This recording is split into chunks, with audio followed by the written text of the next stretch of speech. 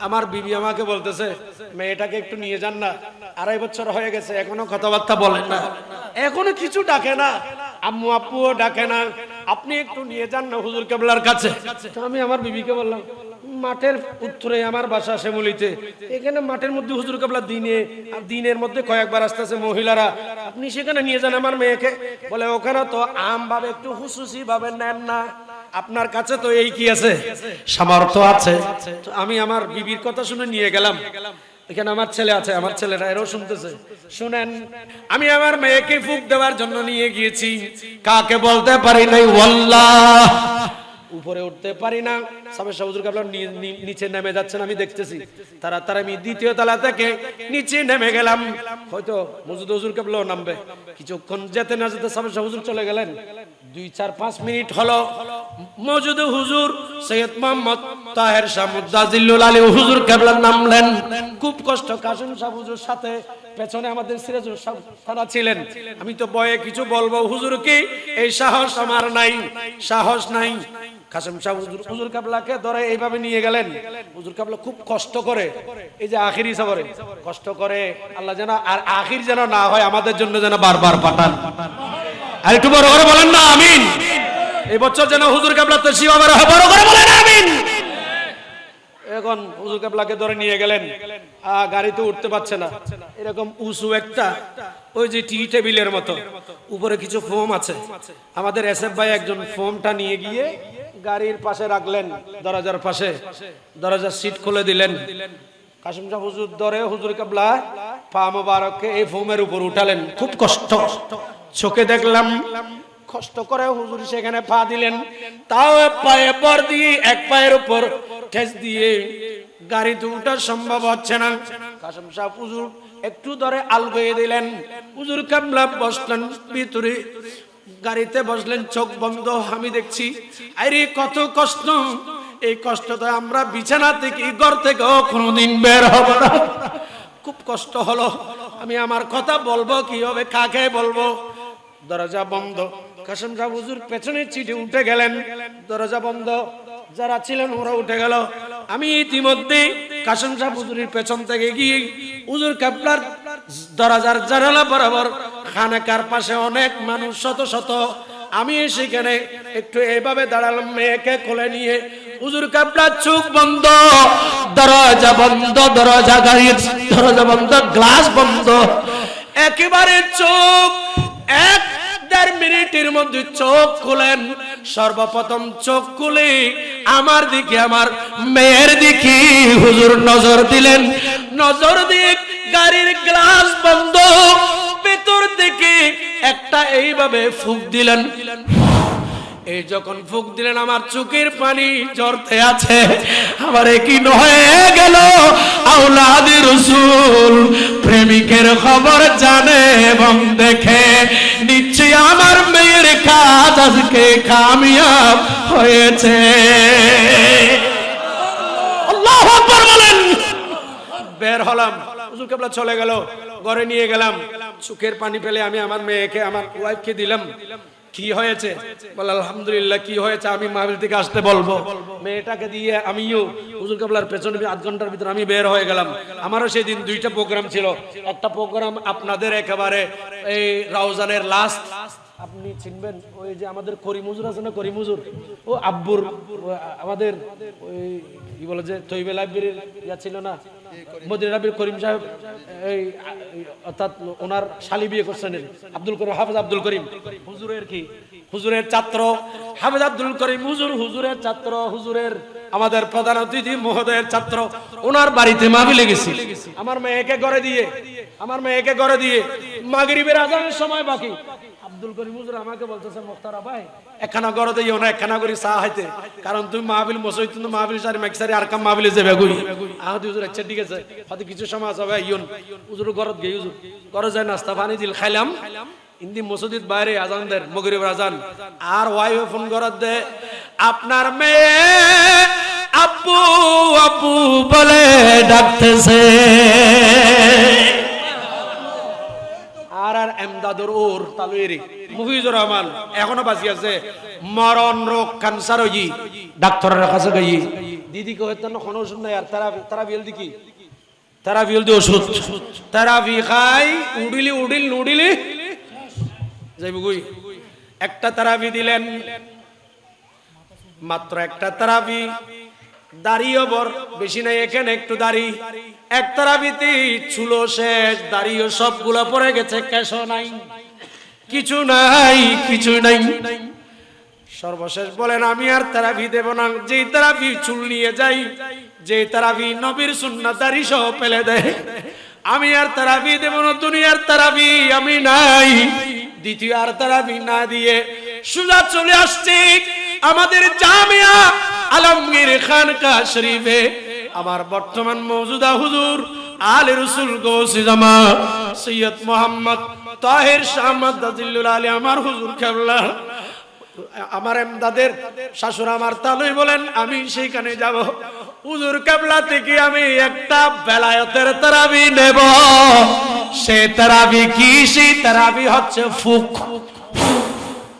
সুবহানাল্লাহ বলেন না আরো জোরে বলতে হবে বাবারে 1980 সনের কথা 85 সনের কথা জামিয়ার সালানা জলসা সেই দিন ওই মোহাম্মদপুরের দিক থেকে ওনার বাড়ি হচ্ছে আপনাদের এই রাউজানে বা হাটাজারি সিবেতলি কোথায় নাঙ্গল মোড়ায় ওনার বাড়ি এই ব্যক্তি জামিয়া হুজুর কেবলা সালানা জলসায় আসলেন সালানা জলসায় হুজুর কেবলা যারা ছিল তাদের সবার হাতের মধ্যে একটা ফুক দিয়েছিলেন ফুক কে দিয়েছে সৈয়দ মোহাম্মদ তৈয়ব রাদিয়াল্লাহু তাআলা যারা ছিল সবাইকে কি হাতের মধ্যে একটা ফুক দিয়েছে এখন এই ব্যক্তি ফুক একটা নিয়ে ঘুরে গিয়ে আবার আসছে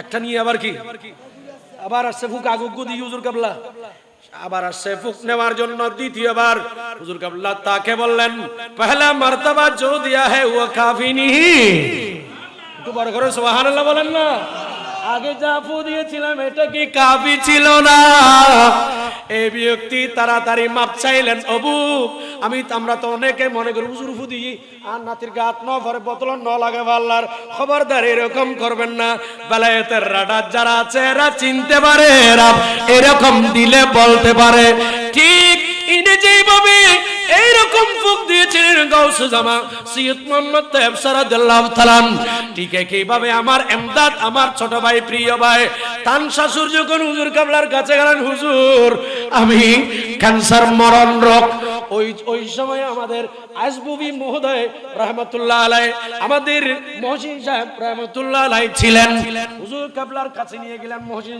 মহসিন সাহেব হুজুর ये बीमार है हुजूर कैंसर है एक त्रावी दिया है दूसरा अभी दिया नहीं हुजूर चूल छूट गया हुजूर दाढ़ी छूट गया हुजूर ऐसा बीमार है वर्तमान मौजूद हुजूर केबला सैयद मोहम्मद ताहिर शाह मुद्दाजिल्लुल आली हुजूर केबला सामने ने একটা ফুক দিলেন এক ফু দিলেন খোদার কসম ওয়াল্লাহি ইনি আর পৃথিবীর কোন দ্বিতীয় ত্রাফিয়ার দিতে হয় না হুজুর কেবলার বেলায়েতের ফুক এই ত্রাফি দিয়ে উনি মরণ ব্যাধি ক্যান্সার থেকে মুক্ত হয়ে ওই বছর আমার সাথে হজ করেছে আমরা হজে ওনাকে পেয়েছি এখনো ইনি জীবিত আছে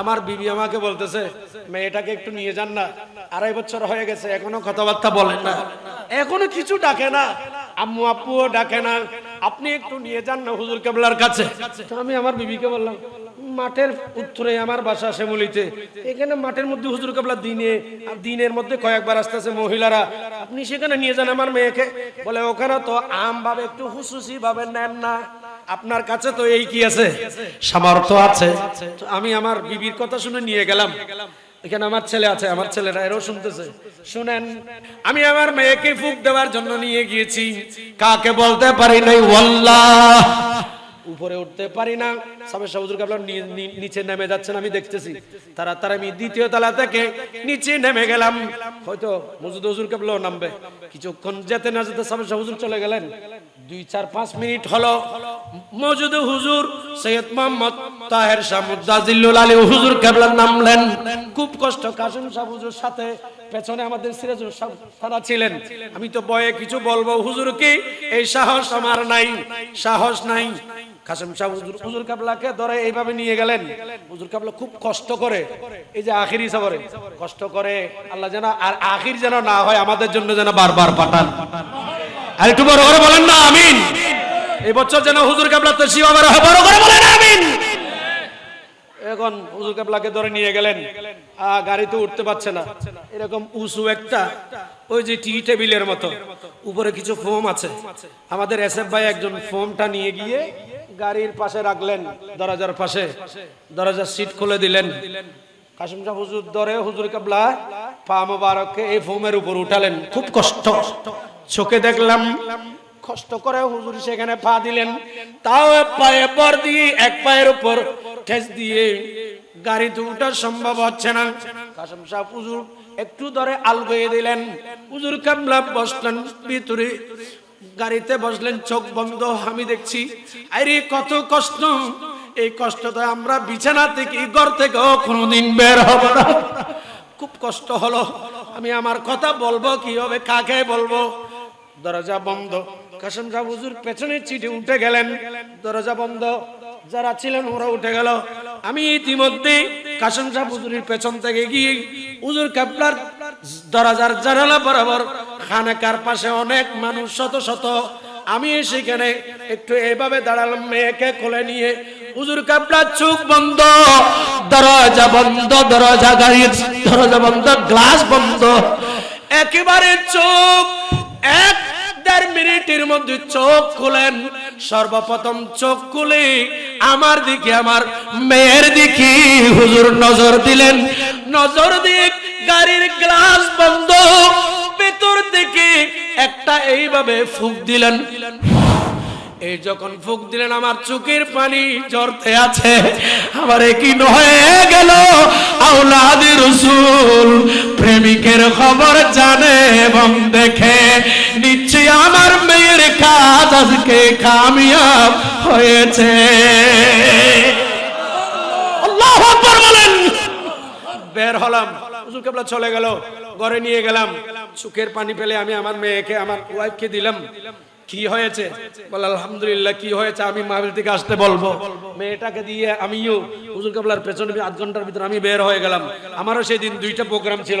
একটা প্রোগ্রাম আপনাদের একেবারে এই রওজানের লাস্ট, আপনি চিনবেন ওই যে আমাদের করিম হুজুর আছে না, করিম হুজুর, ও আব্বুর আমাদের ওই কি বলে যে তৈবে লাইব্রেরির ইয়া ছিল না, মদিনা নবীর করিম সাহেব, এই অর্থাৎ ওনার শালি বিয়ে করছেন আব্দুল করিম, হাফেজ আব্দুল করিম হুজুরের কি হুজুরের ছাত্র হাফেজ আব্দুল করিম হুজুর, হুজুরের ছাত্র, হুজুরের আমাদের প্রধান অতিথি মহোদয়ের ছাত্র, ওনার বাড়িতে মাহফিলে গেছি।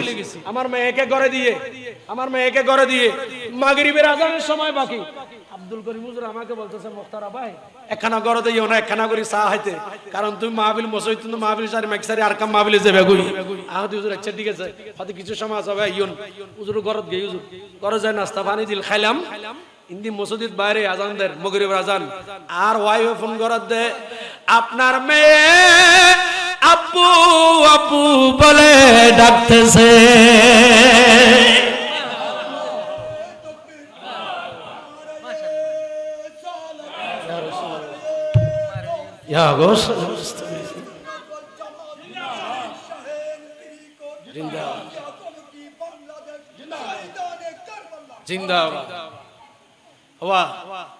দলিল হত যাইবে কিন্তু প্র্যাকটিক্যাল দলিল।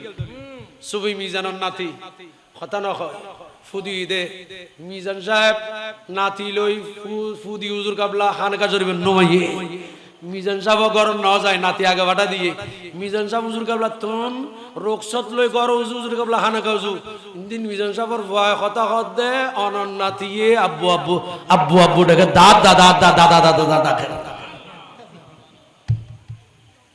দলিলার কথা লাইব হবাস। আল্লাহ আমাদেরকে বুঝার তৌফিক দান করুন। আর একটু বড় করে বলেন, আরো জোরে বলেন। সুতরাং সহযোগিতা করেন, গাউসিয়া কমিটির বিরোধিতা করিয়েন না, সহযোগিতা করেন।